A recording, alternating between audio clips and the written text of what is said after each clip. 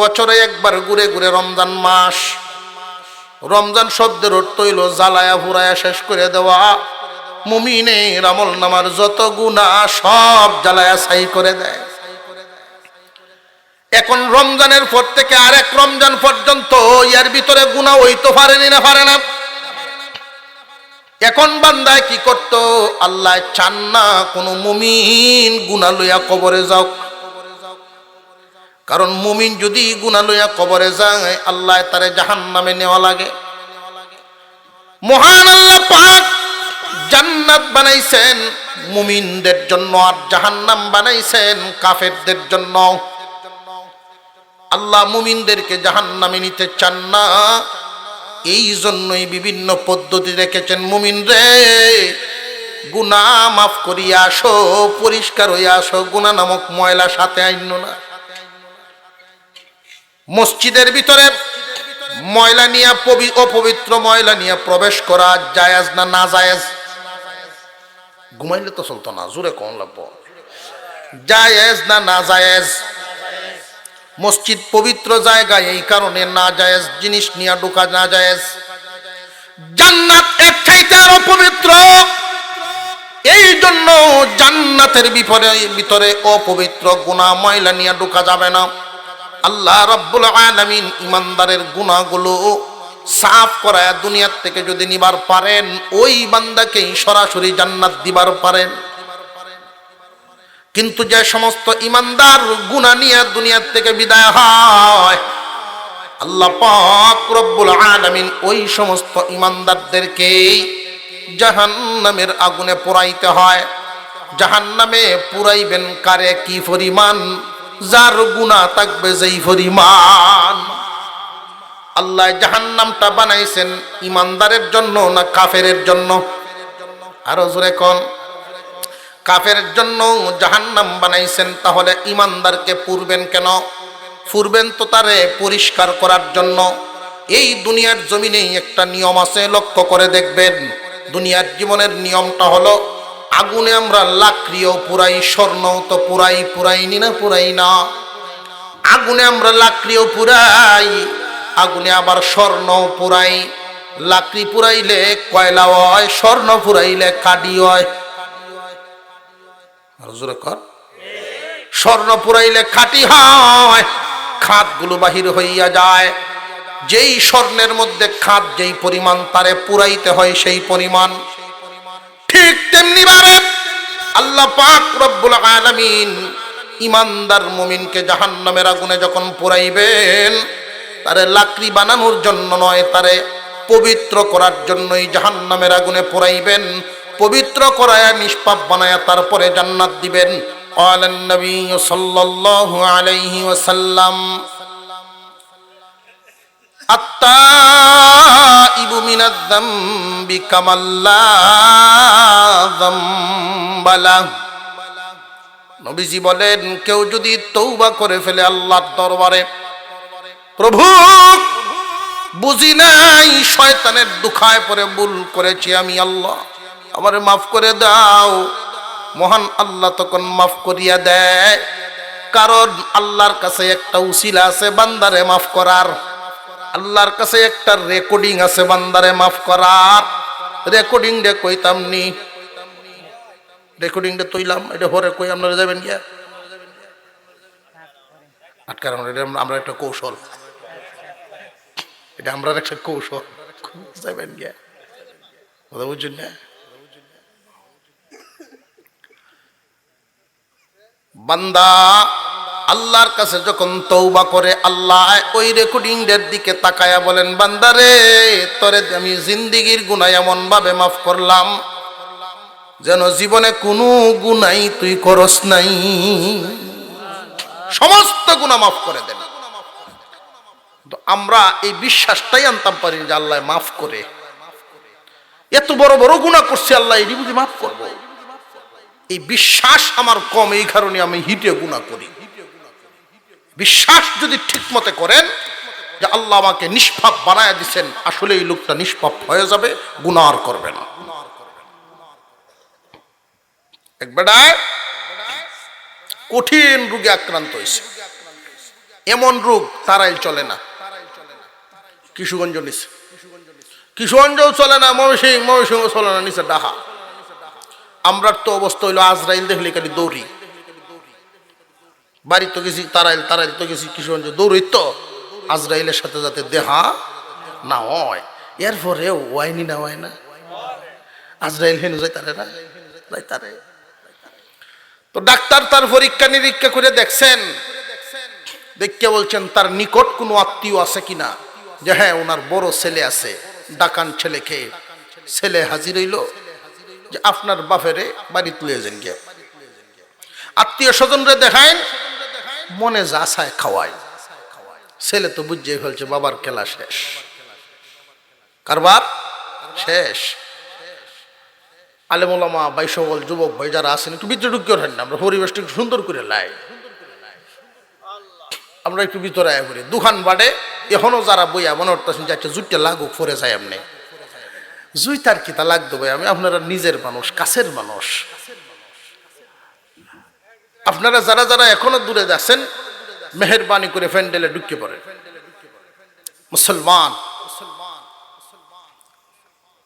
ছেলে বলতেছে আমি আমার আম্মারে কথাটা বলতে হবে, হলে আম্মায় মনে করব খরচের ভয়ে আব্বারে লয়ে গেছি বাড়িতে। মার কাছে গিয়া বলছে শুনছ মা, ডাক্তার তো আব্বারে বিদায় দিছেন, তবে আব্বাকেই কথা শোনানো যাবে না, কারণ শুনলে মানসিকভাবে উনি দুর্বল হয়ে যেতে পারে। একটা মানুষ যখন মনে মনে শক্তিশালী সাহসী হয়ে যায়, আসলেই লোকটা সাহসী হয়ে যায়। কথা ঠিক না বেঠি? মনের ডর খুব সাংঘাতিক ডর।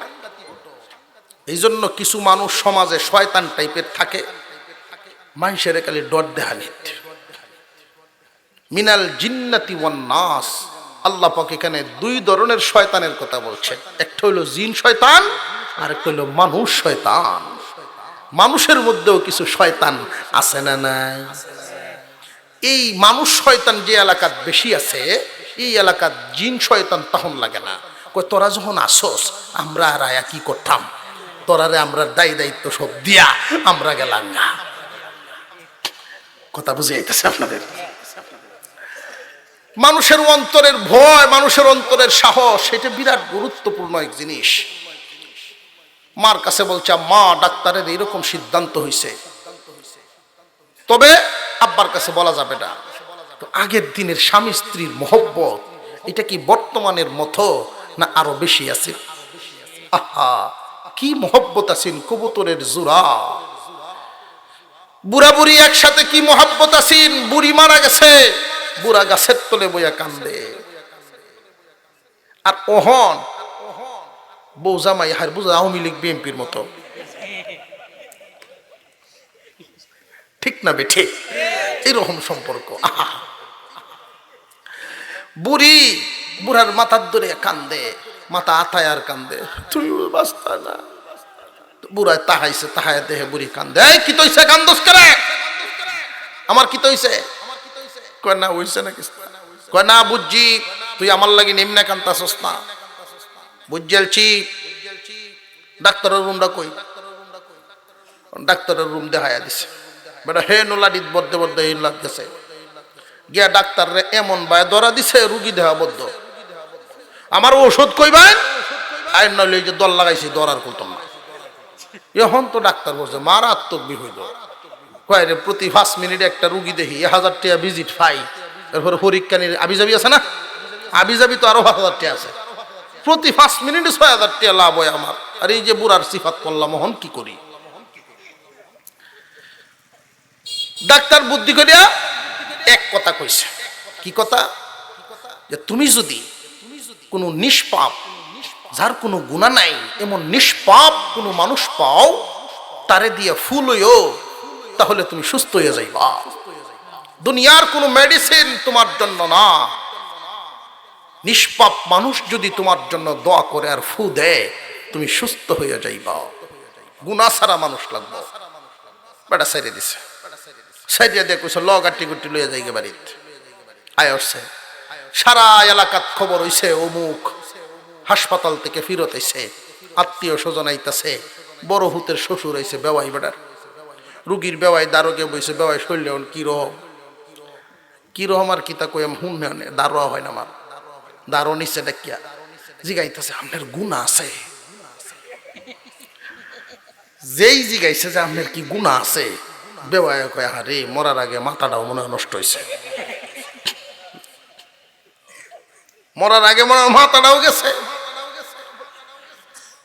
মেয়ের কাছে গিয়ে কইতেছে ও ভূত তোর হৌরে রে দেখিস মাথাটাও ঠিক নাই এখন আমারে হুস করে আমার বলে গুণা আছে নাই আচ্ছা গুণাও মানুষের না তাহে কয়ে গেছে বেটা যার এই ভাই ফেরি জিগায় এখন আর মানুষও তার দ্বারও খুব একটা বীরে নাই গুণা ছাড়া মানুষ আছে গায়ে বেটা মনে মনে চিন্তা করে আরে গুণা ছাড়া একটা মানুষ পাইলাম না অবশেষে সিদ্ধান্ত নিল যা বড় মসজিদে যায় আমি নামাজ পড়াম ইমাম সাহেব মনে হয় গুণা ছাড়া হইতে পারে গিয়া বেটা আসরের নামাজটা পড়ছে ওইটা সব মুসল্লিরা বাইরে হইছে উনি বসে রয়েছে ইমাম সাহেব জিগান মুরব্বী কিছু বলবেন যে হুজুর আমি একটা কথা কইতাম চাইছিলাম কি কথা হুজুর আপনার গুনাহ আছে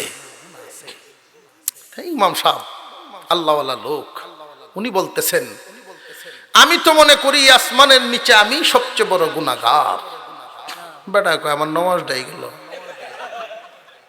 কার পিছে করলাম আয়রছে বুঝিয়া মন খুব খারাপ এত বড় দুনিয়া গুনাহ ছাড়া মানুষ একটা পাইলাম না রাত্রে খানা খায়া ঘুমাইতে গেছে ঘুম তো লাগে না বিবি জিগায় কেন ঘুমাও না আর চোখের পানি সারে আর কান্দে মহিলায় কোনো চিকিৎসা নাই বুড়া একটু পরে পরে বিছনাত যায় আবার বিছনাত থেকে উঠে বাড়ির সামনে দিয়ে এরকম একটা রাস্তা এই রাস্তা দিয়ে উনি হাঁটতেছে গভীর রজনী রাত বাজে 1 থেকে 1:30 যেমন কুয়াশা তেমনি অন্ধকার 2 হাত সামনে কিছু দেখা যায় না গভীর রাত চিন্তা করে হায় রে গুনাহ ছাড়া কোনো মানুষ মিলল না এমনি এক বেটার সাথে টাক্কর লাগছে আন্দার গুন্দার এই বেটা গুতায়া করতে আইতাছে টাক্কর লাগবে ওমে তুমি কেলা গুনাহ আছে তোমার আন্দার গুন্দার এই বেটা জিগাইতেছে গুনাহ আছে এই বেটাও কয় না আমার কোনো গুনাহ নাই এখন আর কই যাইবা তুমি আন্দার গুন্দারি গেম নে যাবরা ধরছে বাবা বিসমিল্লাহ কই ভূ দেও আমারে ভূ দেও আমার বড় রোগ হইছে গুনাহ ছাড়া মানুষে ভূ দিলে আমি ভালো হই ওরাম বেটাও বিসমিল্লাহ ফু বিসমিল্লাহ ফু বিসমিল্লাহ ফু 3 বার দিছে আপনার বাড়ি কই আন্দার গুন্দারি চেহারা ছবি তো দেখা যায় না আপনার বাড়ি ডলার বেড়ায় যদি জিগায় আপনার বাড়ি কই আর সেই বেড়ায় যদি কয় আমার বাড়ি বেরুনা সাইডে কইল তো না এই সর্বনাশ ও তো দারোয়ানের বাড়ি আর এরকম একটা মানুষ আমার এত বাড়ির কাছে আর আমি চিনি না আশ্চর্য ঠিক আছে আপনার নামটা কইয়া যায় নাম কইয়া গেছে নাম বেড়া মুখস্থ রাখছে বেড়াকে মনের আনন্দে শুইছে সকালে ঘুম থেকে উঠেই বিবিরে বলে এই মুরুগ জবরের তালটা বইরি আমারে বাদ দে আগের মতো রুগী মনে হরিস না ওষুধ ফাইলছি বউ না কই আম্মা আব্বার সব কথা শুনুন না যায় সব কথা শুনুন যেত না তখন শাশুড়ি কয় তোমার বাপ সাইসে জিনিসটা দিতাম না কেরে শাশুড়ির কথা তো মানতে হবে মুরুগ জবরে দিছে এক তাল খায়া কয় আরো দেয় তারাও আশ্চর্য কিরি রুচিও দেওয়া যায় বাড়ছে খাওয়া বাড়ছে ঘুম বাড়ছে মাস 3 গেছে পুরা স্বাস্থ্য চেহারা পরিবর্তন মন যেবালা মন পরিবর্তন হয়েছে স্বাস্থ্য পরিবর্তন হয়ে গেছে আসলেই সুস্থ হয়ে গেছে লয়ে গেল ডাক্তারের কাছে আগে যেই রোগ ছিল এখন নাই সামান্য আছে মেডিসিন দিয়ে দিছে দেখেন যে পুরাপুরি সুস্থ হয় বেড়া বাড়িতে আইসা কয় তুই গুলি ফিরাবে না কয়টা আমি একটা কার্ডওলা নিয়ে গেল যত ও কেরে ফির সাহেবের দ্বারা যায় কুনানে ফির সাহেব চিনতে না রাইতফুল ইসলাম গুনাহ ছাড়া নিষ্পাপ একজন পীর আছে কুনানো কইতেউরিয়া বেরুনা আচ্ছা যাও বেড়া গেছে এনো গিয়া এই এলাকার মাইশের জিগাচ্ছে অমুক নামে কোনো মৌলানা আছে? আমরা গাও, সারা গাঁও মিলে কোনো মুন্সি নাই। সর্বনাশ করেছে, সারা গাঁও মুন্সি নাই। কি কয় এরা? আমি ফুল হইলাম, ভালো হইলাম, বাড়ির মানুষ বাড়ির গরু বাড়ির ঘাস খায় না, যেমন সে কয় এইটা হইতে পারে। আচ্ছা অমুক নামে আছে কেউ? বলে হ্যাঁ অমুক নামে আছে। তাহলে জানতো বাড়িটা দেখাইয়া দি, বাড়ি দেখাইয়া দিছে, গেছে বাড়িত গিয়া কাডল ফিটে ফাটাইছে অমুক বাইসা বাড়িত, যে না উনি বাড়িত না, ক্ষেতের আইল লইতে গেছে। কমায় এরকম একজন ফিরসাব আইল ছাড়া আমার দিছে না। আচ্ছা হক তরিকায় সহি তরিকায় গৃহস্থী জায়েজ আছে না নাই? গৃহস্থী করলেই কি কাসু করণ লাগবো? কাসু ছাড়া গৃহস্থী চলে না। আমি এক বেড়ারে কইছিলাম যে আপনি যে রোয়া লাগাইতাছুন লিঙ্গডিকে রেতে হুজুর এটা আইলো তাকে কইলে হইতো না, লাম্বেলো হয় না। আমারে কয় লাম্বেলো হয় না। অথচ আডু উদাম না করিয়াও গৃহস্থী করা যায়, নিয়ত করলেই করণ যায়। আওরো নামাজও করণ যায়, নিয়ত করলেই হয়। তো আমরা নিয়তটাই করি না, বরং হাওরে যদি কোনো মানুষ নামাজ আদায় করে আল্লাহ তাকে দ্বিগুণ সওয়াব দান করেন। যেই দুনিয়ার মায়ায় তারে আমার থেকে আলাদা করতে পারে নাই, দুনিয়ার ব্যস্ততায় কাজে কামে আমার থেকে আলাদা করতে পারে নাই, আল্লাহ আরো বেশি খুশি হয়। মুসলমান ভাইয়েরা, বেটা যাক গৃহস্থী যখন করতেছে করতেই তো পারে, গিয়ে দেখি আই গেছে বাড়ির সামনে অমুক বাইরে দেখায় দিছে আরেকজন, ওই যে লোকটা কুবাইতেছে আইলি গেছে দারো গিয়া দেহে ওরি বাবা এমন একটা লেংডি, এমন একটা কাসু, যে প্রত্যেকটা গ্রাম ও দুই সাইডের নাম হরা কাসু আছে না, বেহে দিতার তো না, 3 আঙ্গুল ভাস, এরকম একটা কাসু করে ওটা কুবাইতেছে। বেটা আশ্চর্য হয়ে গেছে, আশ্চর্য ব্যাপার। হাঁটু উদাম করা কবিরা গুনাহ, ছোট গুনাহ না বড় গুনাহ? আরো জোরে কর, বড় গুনাহ। এই লোকটাই কইল তার কোনো গুনাহ নাই, আর এই সুরত তার লোকটাই কি কইল, আবার ফুল হই আমি ভালো হইলাম, মিল নাই। আগ্গইছে গেদারো ভাই সাহেব চিনছ না মারে আপনি কেলা, যে আমি ওই যে একদিন রাইট টাক্কর লাগছিলেন ফুল ইসলাম গো আপনি যে ডরানিটা ডরা ইসলাম এই দিন আমি আমরা বলতেছি আমরা ডরা ইসলাম ডরা এই ফুটা দিসলাম করতে। আপনি যে কইলেন কোনো গুনাহ নাই, আপনি তো কইলেন কোনো গুনাহ নাই। হ্যাঁ, যে সময় আপনি জিজ্ঞাসলেন এই সময় গুনাহ আসিন না। কইটা কেমনে আপনি গুনাহ আসিন না এটা কইলেন কেমনে? কয় আমি এই দিন দলা চকপাড়ার ওয়াজ মাহফিল থেকে আখিরি মুনাজাত শেষ করে বিদায় ইসলাম, হাদিস শরীফ শুনাইছেন, আলেম উলামারা শুনাইছেন, নবীজির হাদিস নাকি আছে কেউ যদি খাঁটি তওবা করে আল্লাহ তারে সব গুনাহ মাফ করে। রাস্তা দিয়ে আসার সময় আপনার সাথে মোলাকাত, এর ভিতরে কোনো গুনাহ আমি করি নাই, এই জন্য বলছি গুনাহ নাই। কেউ যদি এই কথা বিশ্বাস করেন মনে প্রাণে যে আল্লাহ আমাকে মাফ করেছেন, তওবা করলাম, তওবাটাও যদি মনে প্রাণে কেউ করে তাহলে জিন্দেগীর সমস্ত গুনাহ আল্লাহ মাফ করে দেন। কাছে না নাই শয়তানের কিছু কথা রেকর্ড করা আছে আল্লাহর কাছে, এই কথাগুলির দিকে যখন আল্লাহ তাকান তখন বান্দারে মাফ করিয়া দেন। ওই সময় গুনাহ আসেন না, আর ওহন যদি জিগাইন যে গুনাহ আছে কিনা, ওহন দিয়ে এলাকা মধ্যে বস্তা বরিয়াল চেয়ে দিয়া মানুষ তওবা করবে আবার গুনাহ করবে, তওবা করবে আবার গুনাহ করবে। এটা মানুষ, এমন কোনো মানুষ নাই যার কোনো গুনাহ নাই। কথা বুঝে আসতেছে? একটা কাপড় আপনি বাজার থেকে যত দাম দিয়েই কিনেন না কেন, ব্যবহার করলে ময়লা হবেই। কিন্তু বোকামি হলো এই ময়লাযুক্ত কাপড়টা যদি ঘরে রেখে দেন, পরিষ্কার না করেন, এইটা হইল বোকামি। পরিষ্কার করতে হবে। যদি আপনি ময়লা কাপড়টা পরিষ্কার করেন আবার নতুনের মতো, ঠিক তেমনি ভাবে একজন মানুষ গুনাহ করতেই পারে। আল্লাহ পাক মানুষের এই গুনাহগুলো মাফ করানোর জন্য বিভিন্ন পদ্ধতি রেখে দিয়েছেন। এক নাম্বার পদ্ধতি, তওবার মাধ্যমে আল্লাহ পাক মানুষকে গুনাহ মাফ করে দেন। দুই নাম্বার, একজন মানুষ যদি হজ পালন করেন তবু আল্লাহ তার জীবনের সমস্ত গুনাহগুলো মাফ করে দেন। কোন মানুষ যদি রমজানের পবিত্রতা অর্জন করে রমজান পার করতে পারে, আল্লাহ তার জীবনের সব গুনাহ মাফ করে। হজ কি সবাই করতে পারে নাকি? এই জন্য আল্লাহ আর একটা ব্যবস্থা রাখছেন, বছরে একবার ঘুরে ঘুরে রমজান মাস, রমজান শব্দের অর্থ হইল জ্বালায়া ফুরায়া শেষ করে দেওয়া। মুমিনের আমল নামার যত গুনাহ সব জ্বালায়া ছাই করে দেয়। এখন রমজানের পর থেকে আরেক রমজান পর্যন্ত এর ভিতরে গুনাহ হইতে পারেনি না পারে না? এখন বান্দায় কি করত? আল্লাহ চান না কোন মুমিন গুনাহ লইয়া কবরে যাও,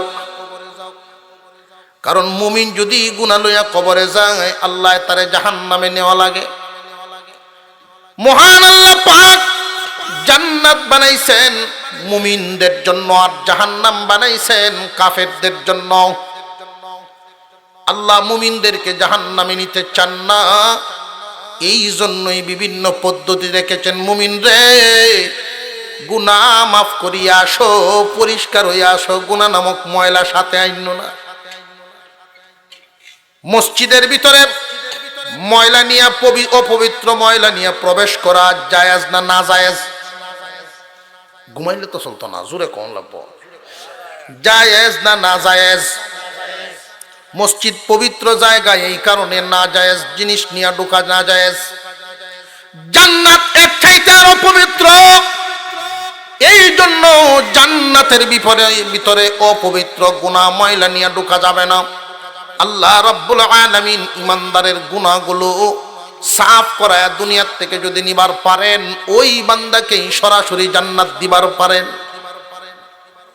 কিন্তু যে সমস্ত ইমানদার গুনাহ নিয়ে দুনিয়ার থেকে বিদায় হয়, আল্লাহ পাক রব্বুল আলামিন ওই সমস্ত ইমানদারদেরকে জাহান্নামের আগুনে পোড়াইতে হয়। জাহান্নামে পুরাইবেন কারে, কি পরিমাণ? যার গুনাহ থাকবে যেই পরিমাণ। আল্লাহ জাহান্নামটা বানাইছেন ইমানদারের জন্য না কাফেরের জন্য? আরো জোরে কোন। কাফেরের জন্য জাহান্নাম বানাইছেন, তাহলে ইমানদারকে পুরবেন কেন? পুরবেন তো তারে পরিষ্কার করার জন্য। এই দুনিয়ার জমিনে একটা নিয়ম আছে, লক্ষ্য করে দেখবেন। দুনিয়ার জীবনের নিয়মটা হলো, আগুনে আমরা লাকড়িও পুরাই, স্বর্ণ তো পুরাইনি না? পুরাই না। আগুনে আমরা লাকড়িও পুরাই, আগুনে আবার স্বর্ণ পুরাই। লাকড়ি পুরাইলে কয়লা হয়, স্বর্ণ পুরাইলে কাঠি হয়।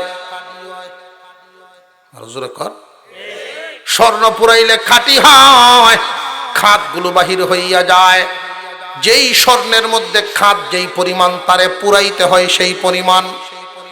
ঠিক তেমনি ভাবে আল্লাহ পাক রব্বুল আলামিন ইমানদার মুমিনকে জাহান্নামের আগুনে যখন পুরাইবেন, তারে লাকড়ি বানানোর জন্য নয়, তারে পবিত্র করার জন্যই জাহান্নামের আগুনে পুরাইবেন।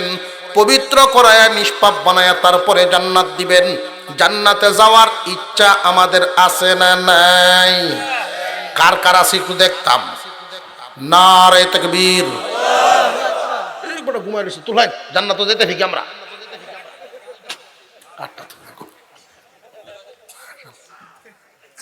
শেষ রাইতে শেষে ওয়াজ করলে এই কামটি করুন লাগে।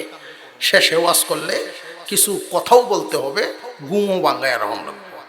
এরপরে আবার মনে আবার টানতাছে যে যাই গিয়া হজর হতাম না, আসলে হজর হরেই না, মাসলা দিবটি। যারা হজর হরইয়া এই 1-2 ঘন্টার ওয়াজে তারে হজর ফিরাই রাখতো না। কথা বুঝে আসতেছে? 1-2 ঘন্টার ওয়াজে হজর ফিরাই রাখবো? যারা বড়ইয়া না হেঁটে হেরা এই মাসলাটা দেয় যে অত দেরি হয়ে গেলে হতো 970 মশলা দেয়। আমি একখান সূরা আপনাদের সামনে তিলাওয়াত করেছি। এই সূরাখানার শুধু তর্জমা, কর্তৃপক্ষের আবদার ছিল কিয়ামতের বিভীষিকা নিয়ে আলোচনা করা। কিয়ামত যে হবে এই বিশ্বাস আমাদের আছে না নাই? আল কারিআতু মাল কারিআ ওয়া মা আদরাকা মাল কারিআ ইয়াউমা ইয়াকুনুন নাসু কাল ফারাশিল মাবসুস ওয়া তাকুনুল জিবালু কাল ইহনিল মানফুস। এই হইল একটা অর্ধেক অধ্যায়। এই সূরাকে দুই ভাগে বিভক্ত করা হয়েছে। প্রথম ভাগে আলোচনা হলো এই দুনিয়ার জমিনটাকে আল্লাহ কিভাবে লন্ডভন্ড করবেন, কিভাবে ধ্বংস করবেন। এরপরের অর্ধেকখানে আলোচনা করেছেন যখন আবার হাসরের মাঠ কায়েম করবেন তখন অবস্থাটা কি হবে। মহান আল্লাহ পাক ইসরাফিল আলাইহিস সালামকে মুখে সিংহা ধারণ করে দাঁড় করায় রাখছেন। এমন ভাবে সিংহা দাঁড় করায় রাখছেন, সিংহাটাও এমন এক সিংহা, সিংহাটার তো একটু পরিচয় দেওয়া দরকার। এই সিংহাটা কি পরিমাণ বড়, সিংহাটা কি পরিমাণ বড়, ইসরাফিলের সিংহা কি পরিমাণ বড়। মুফাসসিরিনে কেরাম বলেন তামাম পৃথিবী সিংহার ভিতর দিয়া আইব যাইব, দুই সাইডে লাগতো না। বলেন না আল্লাহু আকবার। এই সিংহাটা মুখে ধারণ করে আছেন। প্রশ্ন হলো এত বিশাল সিংহা যেই মুখের মধ্যে ধারণ করে আছে, মুখটা না জানি কত বড়। যেই মুখটা ফিটিং করা হয়েছে যেই ফেরেশতার বডিতে, তার বডিটা কত বড়। মুফাসসিরিনে কেরাম বলেন দুনিয়ার মানুষ তামাম পৃথিবীর সমস্ত পানিও যদি তার মাথায় ঢেলে দেওয়া হয়, এক ফুটা মাটি জমিনে পড়ব না। আল্লাহু আকবার। একজনে আমাকে প্রশ্ন করেছিলেন, হুজুর আজরাইলে যে জান কবজ করে আপনারা বলেন যে আমরা কেরে কইতাম ভাই, এটা আমরার ওয়াহেডের কথা না, আল্লাহ কুরআন শরীফে কইছে, আমরা রেখে দুশো। কয় হুজুর জানার ইচ্ছা আজরাইলে যে জান কবজ করেন, এই তারাইল তানাত একজন মানুষ মারা গেছে সকাল 10টায়, আমেরিকায়ও মারা গেছে সকাল 10টায়। ওই আজরাইল তারাইল আইলো কুম্বালা, আমেরিকা গেল কুম্বালা। বেড়া জিগাইছে আমারে, প্রশ্নটা ঠিক আছে না। আর একটা প্রশ্ন করছে, হুজুর আপনারা বলেন একবার সুবহানাল্লাহ বললে, লা ইলাহা ইল্লাল্লাহু আল্লাহু আকবার, যে কোনো এক তাসবিহ পড়লে আসমান জমিনের মাঝখানের জায়গাটা নেকি দিয়া ভরিয়া যায়।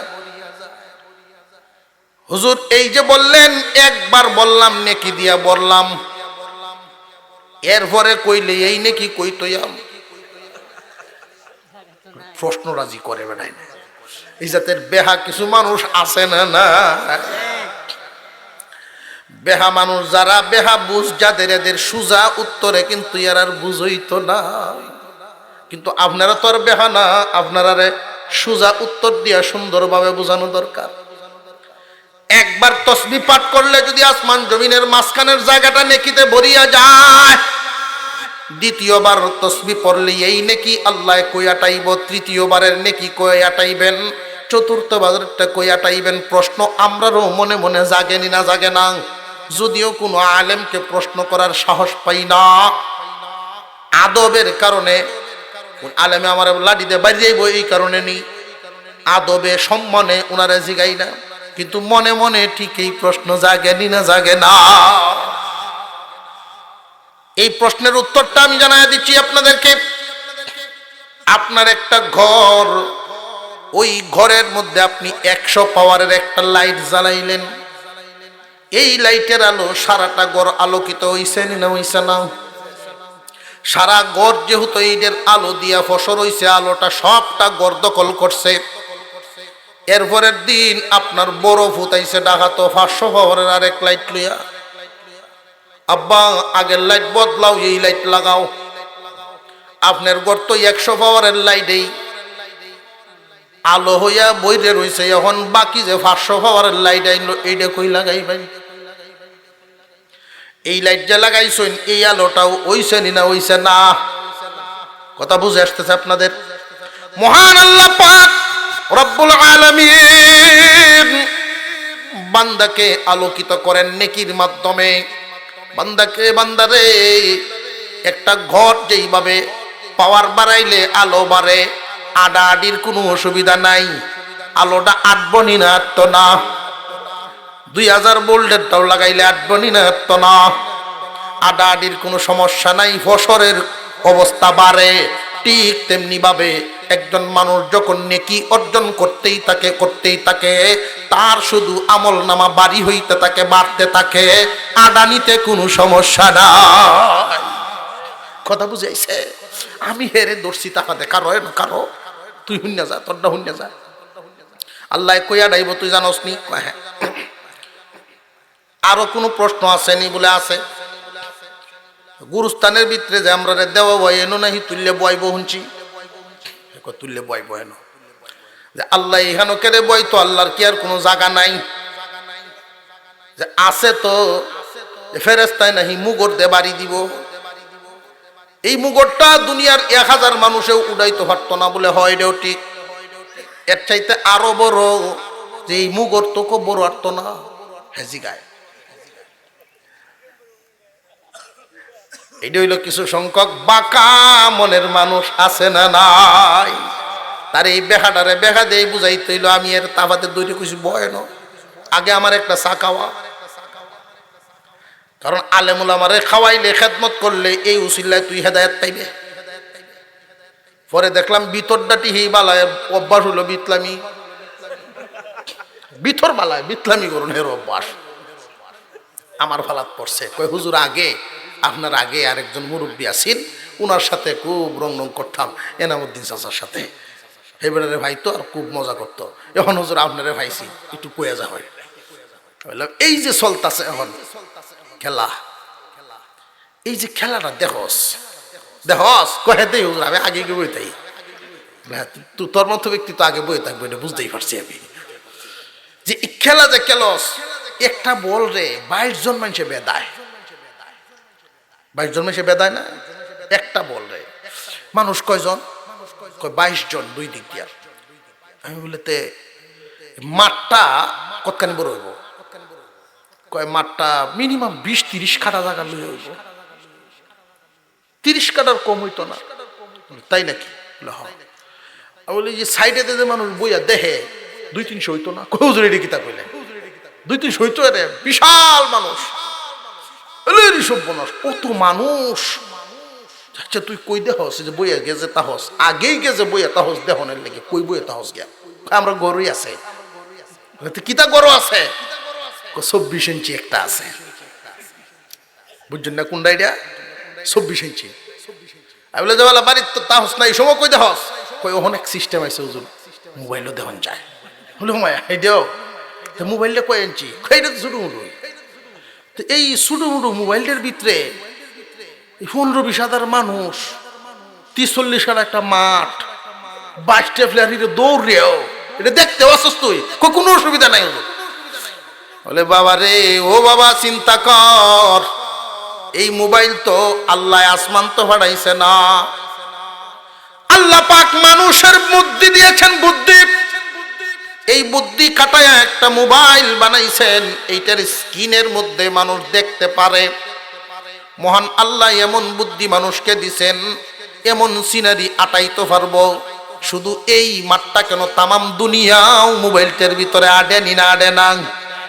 মানুষের আবিষ্কৃত একটা স্ক্রিনের ভিতরে যদি সব আটাইতে পারো, মহান আল্লাহ পারবো না? পারতো না। লোকটা চোখের পানিটা ছেড়ে দিয়েছে। হুজুর আপনি যেইভাবে যুক্তি দিয়ে বুঝাইলেন, এই বুঝ আমি কোনো সময় পাইছি না। আল্লাহ সত্য, আখিরাত সত্য, হবে এতে কোনো সন্দেহ শোভা নাই। আল্লাহ যে কিয়ামত ঘটাইবেন সন্দেহ আসেনি। মহান মাওলাই কারীম বলেন, আল কারিআতু মাল কারিআ ওয়া মা আদরাকা মাল কারিআ। খুব লম্বা চূড়া আলোচনা হবে না, সংক্ষিপ্ত আকারে শুধু শব্দার্থগুলো বলবো। আল্লাহ পাক রব্বুল আলামিন বলেন, বিকট আওয়াজ, বিকট আওয়াজ। এই বিকট আওয়াজটা কি? আপনার আমার নবীকে আল্লাহ জিজ্ঞাসা করেন, দোস্ত এই আওয়াজ সম্পর্কে কি আপনি কোনো ধারণা রাখেন নাকি? আপনি কি জানেন এই আওয়াজটা কিসের আওয়াজ? ইসরাফিল আলাইহিস সালাম সিংহায় ফু দিবেন। কখন দিবেন? এইটার উপরে একটা অধিবেশনের আলোচনা দরকার। কোন সময় ফুডা মারিয়া দিব এটা কেউ জানে না, আল্লাহ শুধু জানেন। কিয়ামত কখন হবে একমাত্র জানেন কে? যেই ফেরেশতায় ফু দিব সেও কিন্তু জানে না। ফুটা দেওয়ার পরে হালতটা কি হবে শুধু এক দুইটা কথা আপনাদের সামনে পেশ করি। ইসরাফিল আলাইহিস সালাম সর্বপ্রথম যখন ফুটা দিবেন, সিংহার আওয়াজ এত মধুর লাগবে মানুষের। এই সিংহার আওয়াজটা 6 মাস পর্যন্ত লম্বা হবে। কতদিন লাগাত একসাথে বাজবো? আরো জোরে কর। বাজার অবস্থা কিন্তু একরকম নয়।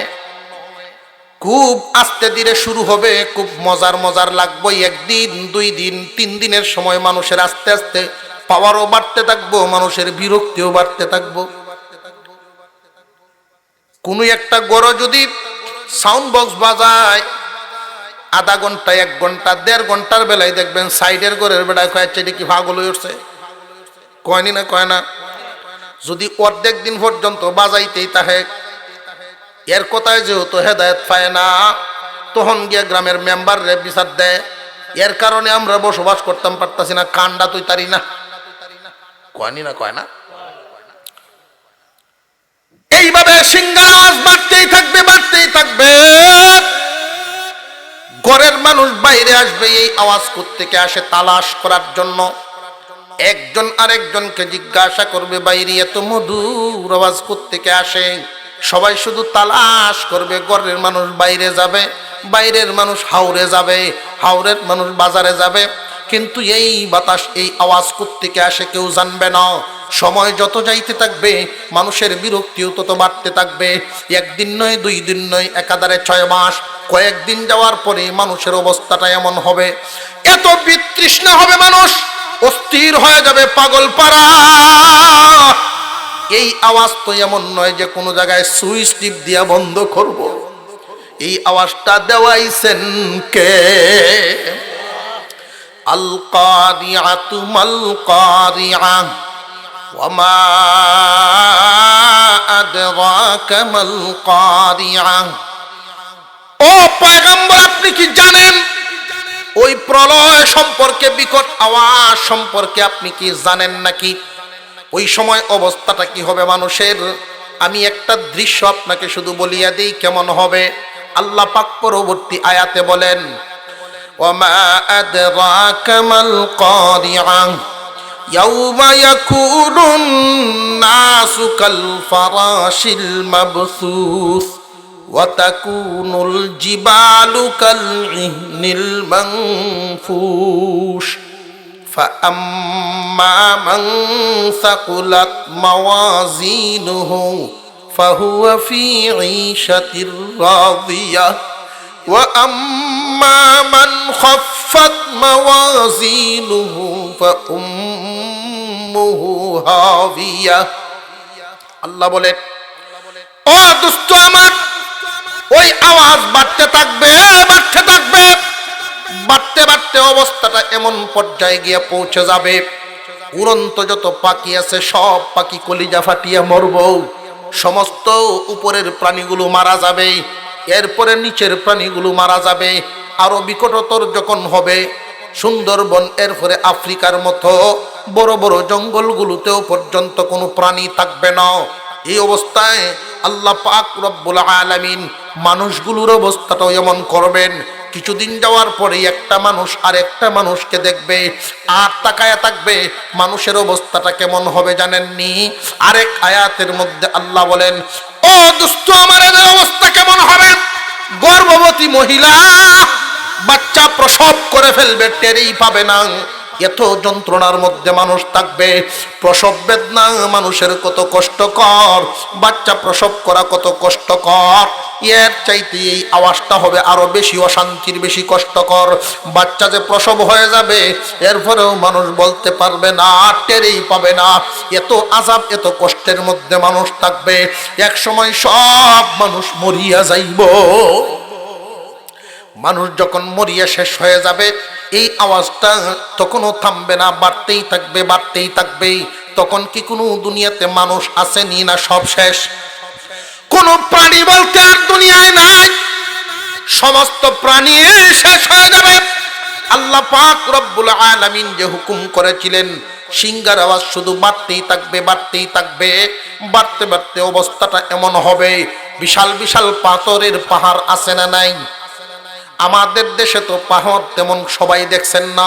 যারা মক্কা মদিনা সফর করেছেন, ইন্ডিয়া সফর করেছেন, তারা দেখেছেন ইন্ডিয়াতে তো শিলংয়ের এদিকে মেঘালয় রাজ্য, প্রায় একটা শহর একটা পাহাড়ের উপরে। একটা পাহাড়ের উপরে একটা প্রদেশ পড়ে আছে, 1,00,000-2 লাখ মানুষ বসবাস করে একটা পাহাড়ের উপরে। পাহাড়টা কি ছোট না বিশাল বড়? এর চাইতেও বড় বড় পাহাড় দুনিয়াতে অবস্থিত আছে। আল্লাহ পাক এই পাহাড়গুলোরে দান করেছেন কেন? ওয়াল জিবালা আওতাদা। আল্লাহ বলেন বিশাল বিশাল পাহাড় দিয়া এই জমিনকে আমি স্থির রাখলাম। পাহাড়গুলোকে জমিনের জন্য আমি পেরেক বানায়া দিলাম, যেন জমিনটা তোমরা নিয়ে হেলাধুলা না করে, নড়াচড়া না করে। এই জমিনকে আমি স্থির রাখার জন্য, স্থির রাখার জন্য পাহাড়গুলির পেরেক বানায়া দিলাম। মহান আল্লাহ পাক ওই দিন সিংহার আওয়াজের কারণে এত আওয়াজ করাইবেন, এই আওয়াজটার বিকটতার কারণে ওই পেরেকগুলো পর্যন্ত লড়িয়া যাইব। পেরেকগুলো লড়িয়া গেলে ঘরের অবস্থা কেমন হয়? টিন ঠিক থাকবো না, লড়বো। তামাম দুনিয়ার নড়াচড়া শুরু হয়ে যাবে, নড়াচড়া শুরু হয়ে যাবে। অবস্থাটা এমন হবে মুসলমান ভাইয়েরা আমার, এই আরো বিকট যখন হতে থাকবে এই আওয়াজটা, তখন পাহাড় আর নড়া দিয়া থামবে না, চলা শুরু করবে। মানুষ যেইভাবে হাঁটার গতি, এই রকম হাঁটার গতি শুরু হয়ে যাবে। বিশাল বিশাল পাহাড়গুলো জায়গা ছেড়ে দিবে। চলা যখন শুরু হবে বিকট আওয়াজ আরো বাড়তে থাকবে, বাড়তে থাকবে, আর পাহাড়গুলো দৌড়তে থাকবে। এক পর্যায়ে একটা পাহাড় আরেকটা পাহাড়ের সাথে গিয়ে টক্কর লাগবে। টক্কর লাগার কারণে ধুলাবালির মতো ছাই ছাই হয়ে যাবে। সবগুলো এক সময় এমন এক অবস্থা হবে। আল্লাহ পাক রব্বুল আলামিন বলেন, তোমরা যেমন লেপ দুনাই করো, তুলা দুনাই করার সময় লেপ বানানোর আগে তুলা ডিরে ফিরানির পরে কোনা কোনা তুলা ফেসর মতো উড়ে নি না, উড়ে না? আল্লাহ পাক রব্বুল আলামিন বলেন, বান্দা এই দুনিয়ার জমিনটাকে আমি এমন ভাবে ধ্বংস করিয়া দিব, একটা সিংহার আওয়াজে এই আওয়াজটার বিকটতা এই পরিমাণ বাড়বে। এই বিশাল বিশাল পাথরের পাহাড়গুলো, মাটির পাহাড়গুলো, বিশাল বিশাল পাহাড়গুলো একবারে দুলি কণা কণা হইয়া যাইব। এরপরে আল্লাহ আরো যখন বিকটতর করিয়া দিবেন, আসমান ফাটা মারবেন। আসমান ফাটিয়া একটা তারকা আরেকটা তারকার সাথে ঝুলন্ত লাগিয়া যখন আসমান ঘোরাঘুরি করবে, তারকারাজি একটার সাথে আরেকটাই টক্কর লাগা শুরু হবে। সূর্য চিরিয়া পড়ে যাবে, চাঁদ চিরিয়া পড়ে যাবে, তারকারাজি চিরিয়া পড়ে যাবে। সমস্ত তারকা আইসা যখন পানিতে ধাক্কা দিবে, পানিটা আগুনে পরিণত হবে, সমস্ত জমিনটা সমতলে পরিণত হইয়া যাইব। সামান্য একটু শোনাইলাম, চিত্রটা কি ধারণ হবে। সব মরিয়া শেষ, কোনো কিছুই নাই। আল্লাহ যে বলছিলেন কুল্লু মান আলাইহা ফান ওয়া ইয়াবকা ওয়াজহু রাব্বিকা যুল জালালি ওয়াল ইকরাম। আল্লাহ পাক রব্বুল আলামিন বলছিলেন, ও দুনিয়ার মানুষ, সব ধ্বংস হবে, একমাত্র থাকবেন কে? জবান খুলে উচ্চারণ করেন কে? আল্লাহ। কেউ নাই। ওই দিন উনি ডাক দিবেন, তোমরা আমার দুনিয়ায় কারা কারা নিজেরে খুদা দাবি করতা? কইরে ফেরাউন, কইরে নমরুদ, কই আয় দেখি তোরা যে খুদা দাবি করতে। কেউই তো নাই, একমাত্র আছেন কে? আল্লাহ সুবহানাহু ওয়া তাআলা। এরপরে মাওলাই কারীম ইসরাফিল আলাইহিস সালামকে আবার বলবেন, ও ইসরাফিল, আরেকটা সিংহায় ফু দাও। ইসরাফিলকে আল্লাহ জিন্দা করবেন। ইসরাইলও থাকবে না, ইসরাফিলও মারা যাবে। এই ইসরাফিলকে আল্লাহ জিন্দা করবেন। সিংহায় ফু দাও। সিংহায় যখন ফুৎকার দেওয়া হবে, সব মানুষ আবার একে একে জমিন থেকে উঠতে থাকবে। ওঠার আগে 40 বছর পর্যন্ত একাধারে মুষলধারে বৃষ্টি হবে। সব মানুষকে এইভাবে যখন গজাইতে থাকবেন, যেই মানুষটা মাটিতে মিশিয়াছে মাটির থেকে গজাবে, যেই মানুষটারে মাছে খেয়ে ফেলছিল সমুদ্রের তলদেশে, সেইখান থেকে মানুষ দাঁড়াবে। কারণ সমুদ্র তো আর থাকবে না, সব আগেই সমতল। এর আগে যে সব কিছু মিশাইয়া ফেলছেন, মনে আসেনি? সব সমান হয়ে গেছে। আল্লাহ পাক রব্বুল আলামিন জ্বালা সারার মতো মানুষ দাঁড় করাইবেন। যেইভাবে জ্বালা, আমরা জ্বালা ভাটো যেমন জ্বালা থাকে, এইভাবে মানুষ দাঁড়াইবে। আদাত জায়গা 2 ভাবের তলে যেই পরিমাণ মাটি পাইব, এই পরিমাণ জায়গা লইয়া দাঁড়ায়া থাকবো। একদিন নয়, 1 মিনিট, 2 মিনিট, 1-2 ঘন্টা, 1 দিন, 2 দিন, 5 দিন, 1 মাস, 1 বছর, এরকম নয়, 50,000 বছর নড়াচড়া করতে পারবা না মানুষ। ফেট বড় ইয়া আরেক বেটারে ধাক্কা দিব। হাসরের মাঠও আল্লাহর কাছে বিচার দিব, আল্লাহ এর ফেট বড়, আমার জায়গা তাই উঠছে। আল্লাহ কবের দুনিয়া তো আর শিম টেলাটেলির অভ্যাস আছে। কথা বুঝাইতেছে আপনাদের? হাসরের মাঠে যে আল্লাহ মানে সেও যাইব, যে মানে না সেও যাওয়ান লাগবো। হাসরের মাঠে আল্লাহর সামনে দাঁড়াইতে হবে। আল্লাহ আমার জায়গাটায় এর আগের এই চরিত্র আছেন, এই জন্য এর শাস্তি দেওয়ার জন্য আমি হাসরের মাঠে দাঁড় করাইছি। যারা শিম টেলাটেলি করে এদেরকে ডাক দিয়া নিয়া 7 তবক জমিনের গলার মধ্যে মালা বানায়া লটকায়া দেওয়া হবে। নে জমিনের লালসা আছেন, ওই লালসা লইয়া দাঁড়ায়া তা 1 দিন 2 দিন না, 50,000 বছর, 50,000 বছর পর্যন্ত দাঁড়ায়া থাকতে হবে। যে হুজুর কেমনে থাকবো? উল্লে তো হরিয়ে যাইব গা। না, উল্লে ফরতো না, শুধু তারে শাস্তি দেওয়া হইব। কেমনে জানেননি? স্বপ্নে দেখলে অনেক সময় মানুষ ভয় পায়নি না, পায় না? স্বপ্নে দেখলে যে এইভাবে ভয় পায়, ওই মানুষটা তখন এই আত্মাটারে আল্লাহ এইভাবে শাস্তি দিব। হাসরের মাঠে দাঁড় করাইয়া রাখবো। মহান মাওলাই কারীম একদল মানুষের শান্তির ঘোষণা করেছেন হাসরের মাঠে, আর একদল মানুষের জন্য কঠিন শাস্তির ঘোষণা করেছেন। এই 2টা দলকে আমি আপনাদেরকে চিনায়া দিব। এরপরে বলবো আল্লাহ শয়তানের সেই রেকর্ডটা দেখায়া মানুষকে কেমনে মাফ করবেন। فَأَمَّا مَنْ ثَقُلَتْ مَوَازِينُهُ فَهُوَ فِي عِيشَةٍ رَاضِيَةٍ। সুবহানাল্লাহ কোন আর হুজুরে কোন সুবহানাল্লাহ। আল্লাহ পাক মাফ দেওয়াইবেন, ওজন দেওয়াইবেন আমল নামা। প্রথমে ঈমান আছে না নাই, এই আমল নামা ওজন হবে। যাদের ঈমান নাই তারা চিরস্থায়ী কাফের, এদের আমল নামা দ্বিতীয়বার পাল্লায় উঠানো হবে না। ঈমানেই নাই, খাতাই নাই, চিরস্থায়ী জাহান্নাম। আর যারা যাররা পরিমাণ ঈমান নিয়েও দুনিয়া থেকে বিদায় হইছে, কি পরিমাণ? যাররা। এই যাররাটা কেমনে বুঝাই আপনাদেরকে? রাতও হয়ে গেছে, আপনার অনেক গভীর রাত। যাররাটা কই? শীতকালে দেখছেন রৌদ্রের আলো যখন ঘরের ভিতরে ঢুকে, ছিদ্র দিয়া, বিভিন্ন দরজার ফাঁক দিয়া বা বেড়ার ছিদ্র দিয়া, তখন এই আলোতে কিছু ধুলাবালি উড়ে না। এটা স্বাভাবিক চোখে দেখা যায় না, ওই আলোতেই দেখা যায়। এত ছোট কণা, এই পরিমাণ ঈমান নিয়েও যদি কেউ আল্লাহর সামনে দাঁড়াতে পারে হাসরের মাঠে, আল্লাহ তার ডান হাতে আমল নামা দিবেন। ডান হাতে আমলনামা পাইছে মানে চিরস্থায়ী জাহান্নামে থাকবে না। কিন্তু জান্নাতেও বান্দা ঢুকতে পারবে না। আমলনামা ডান হাতে ইমানদার, আমলনামা বাম হাতে কাফের বেঈমান।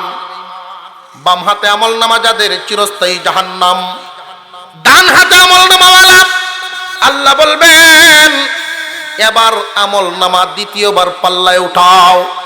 যার নেকি যেই পরিমাণ শান্তি পাবে সেই পরিমাণ, যার অপরাধ যেই পরিমাণ সাজাও ভুগবে সেই পরিমাণ। বুঝিয়া শুনিয়া সাজা ভোগ করবা। এই দুনিয়াতে যদি তুমি আযাব গজবের কামে পড়ো তাহলে তো সাজায় পড়বাই। এই দুনিয়ার জমিনে অন্যায় করলে তো তোমার সাজা আছেই।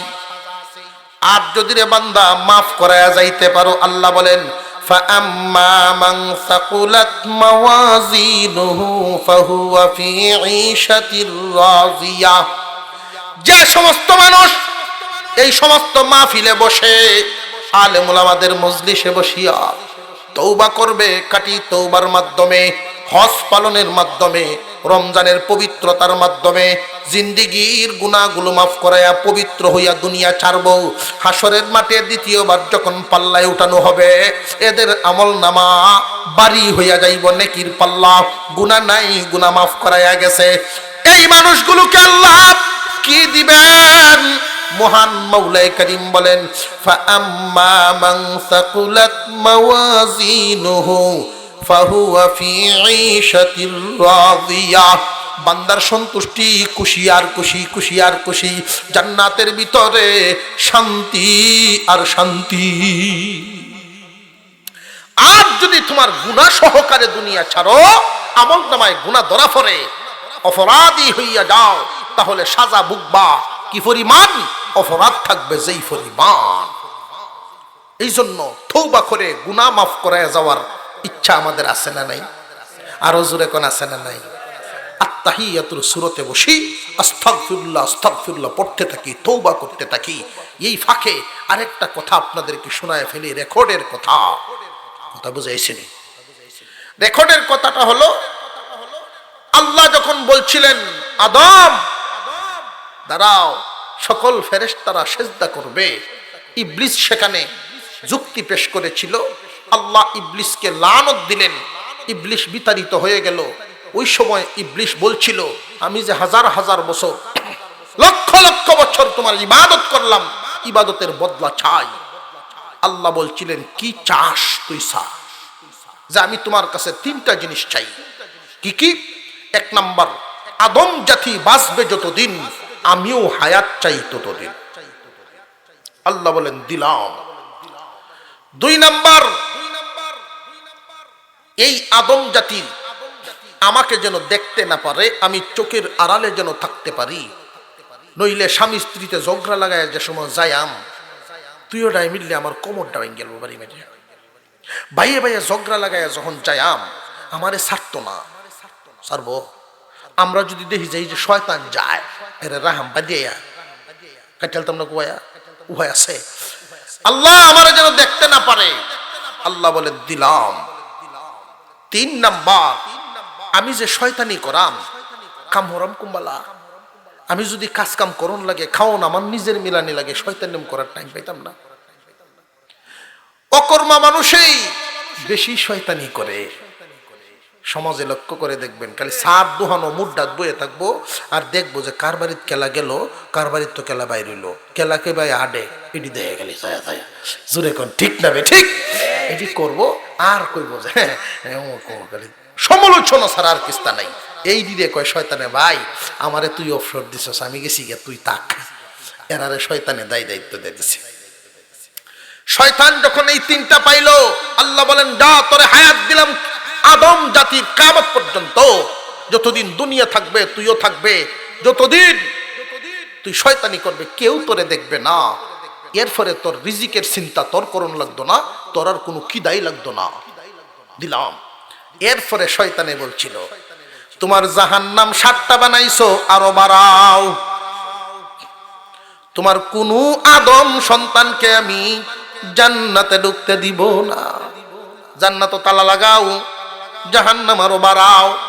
এই কথাটা আল্লাহ রেকর্ড করছেন না করছেন না? আল্লাহর কাছে সব আছে না নাই? কিয়ামতের কঠিন ময়দানে শয়তান যুক্তি পেশ করবে, তোমার এই বান্দাগুলো মুক্তি পায় কেমনে, বান্দাগুলোরে মাফ করো কেমনে? তোমার বান্দা তওবা করলেই মাফ করে দাও, কারণ কি? আমার আল্লাহ তখন বলেন, শয়তান রে, মনে নাই তুই যে কইসলে তুই শয়তান নাম করাইবে, তুই গুনাহ করাইবে। আমার বান্দা আমার গোলাম, আমি হইলাম মালিক, বান্দা হইল আমার গোলাম। আমার গোলাম কোনদিন আমার অবাধ্য না, তুই মাঝে মাঝে শয়তানি করাস।